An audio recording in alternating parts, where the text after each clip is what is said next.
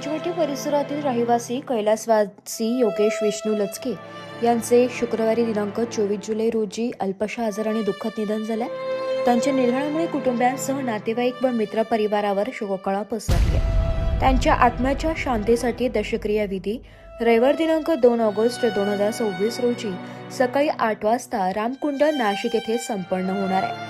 त्यानंतर ऋणानुबंध कार्यालय खांदवे सभागृहासमोर पंचवटी नाशिक येथे श्रद्धांजलीसाठी उपस्थित राहण्याचे आवाहन करण्यात आले. तसेच गंधमुक्तीचा कार्यक्रम बुधवार दिनांक 5 ऑगस्ट 2026 रोजी सकाळी 9 वाजता तिसरा मजला फ्लॅट क्रमांक 301 फ्लोरा प्रेस्टीज जैन मंदिराच्या मागे मेडिकल कॉलेजच्या अलीकडे आडगाव नाशिक येथे आयोजित करण्यात आलाय.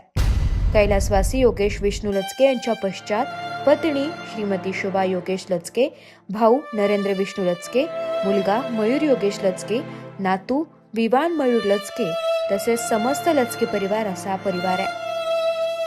रिपोर्ट नाशिक लोकशाही न्यूज नाशिक.